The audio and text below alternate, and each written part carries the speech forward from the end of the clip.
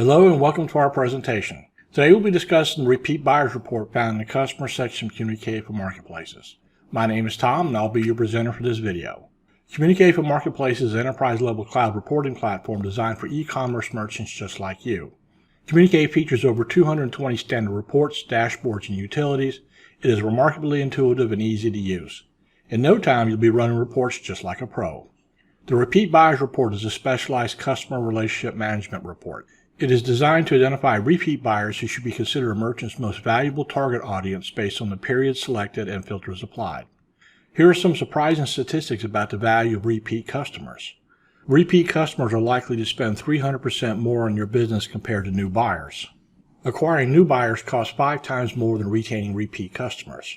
Repeat customers are 67% more likely to purchase your products than new buyers.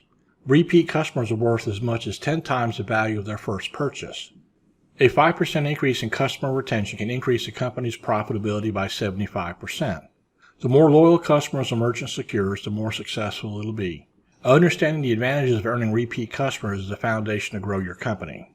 This report provides advanced filtering capabilities to segment repeat customers for effective marketing campaigns and promotions. You'll be able to target the right customers at the right time for the right promotions to improve your customer retention rate. Let's get started with the repeat buyers presentation for Marketplace Reporting. Go to the Customers menu located in the ribbon bar and click for the drop-down menu. Select Repeat Buyers. Right mouse click anywhere in the report and select Search from the pop-up menu. Let's discuss the available filters for this report.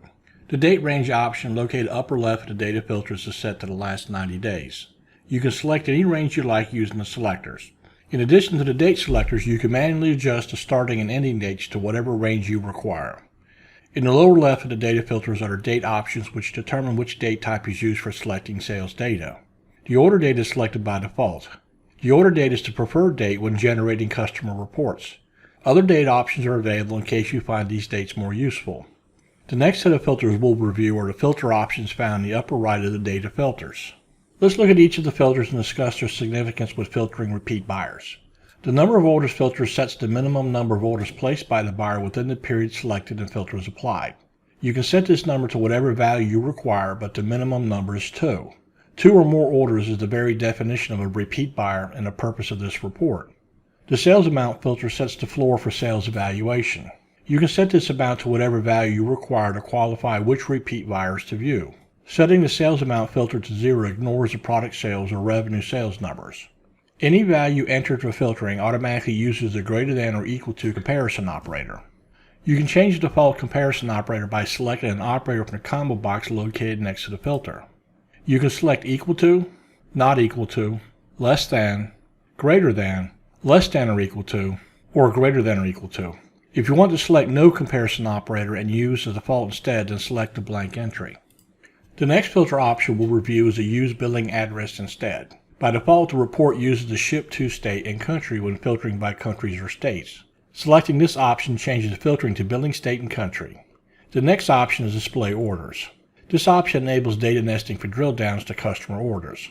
Explained simply, when this option is enabled, you can select a customer and view their orders placed during the period selected and filters applied. The next set of filters is the Order Status options. The default status is Shipped and Pending. You can include cancel orders depending on your objective.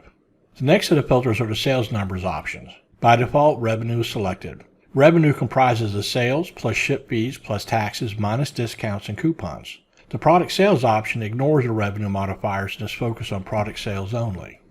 The data filters for this report include additional filter tabs located at the bottom. You can filter by countries, customers, fulfillments, groups, marketplaces, orders, pay methods, referrals, ship service, states, and warehouses. Now that we've explained the filter options and what they signify for this report, let's add some filters so we can review results for the repeat buyers. Go to the number of orders and enter 5. Enter 1,000 for the sales amount. Now that we've entered filter values and selected a few options, click on the Marketplaces filter tab.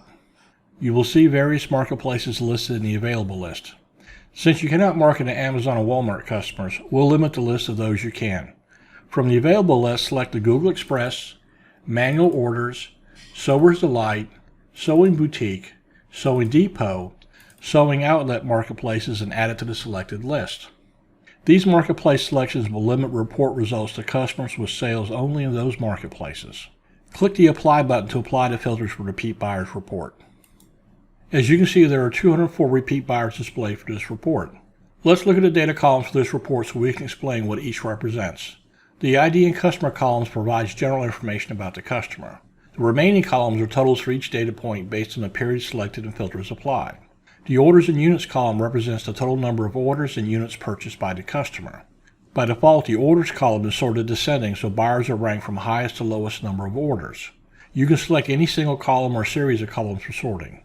The Sales column represents the total product sales for orders. Product sales represents the cost per unit multiplied by the selling price. The Taxes column represents the total sales tax collected from customers for their purchases. Tax rates vary by jurisdiction, so this value is calculated at the prevailing rate. The Shipping column represents the shipping amount collected from customers to ship their orders. The Discounted Coupons column represents the promotions and incentives applied to orders. The Revenue column represents the total amount charged to the customer for the orders. The Revenue column comprises the sales plus ship fees plus taxes minus discounts and coupons. The COGS column is the total cost of goods sold. Cost of goods is the cost per unit multiplied by the units sold. The cost per unit can be the actual vendor cost, or it can be a combination of costs which reflect the landed cost for the product. The Ship Cost column represents the total cost paid by the merchant to shipping service for customer orders. The Fees column represents the amount paid for marketplace sales and payment processing. The Gross Margin column represents the net amount or sales profit after revenue is tallied and costs are subtracted, including sales tax. The Gross Margin percent represents the percentage of the net amount or sales profit in relation to net revenue. The Last Date and Days column work together. The last date is the last recorded sales date for the customer. The Days column is the number of days since last sale. The days represent the number of days between today and the last date. All customer reports have a similar layout to the Repeat Buyers Report. You can use the lessons learned with this presentation for those reports.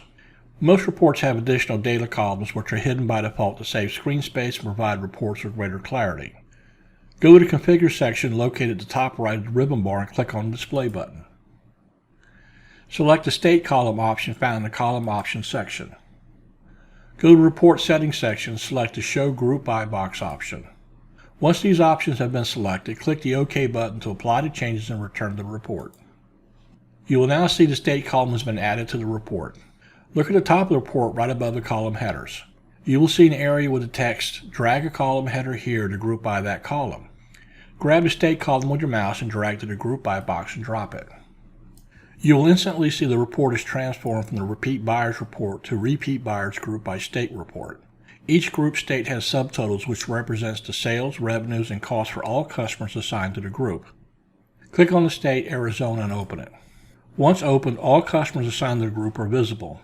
You can view the individual details of all customers within the state group along with the grand totals found in the subfooter of the group. This concludes our presentation of Repeat Buyers Report found in the Customer section of Communicate for Marketplaces. In summary, the Repeat Buyers Report is a specialized customer relationship management report.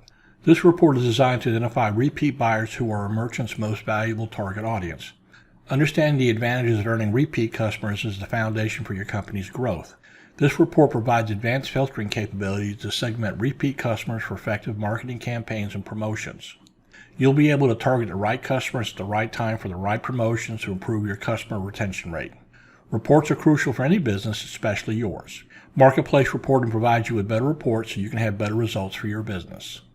You can contact us at sales@marketplacereporting.com to learn more about Marketplace Reporting and how we can help. You can join the conversation at marketplacereporting.com/blog. Be sure to subscribe to our channel, click the like button, and share with your colleagues. Thanks for watching. Have a nice day.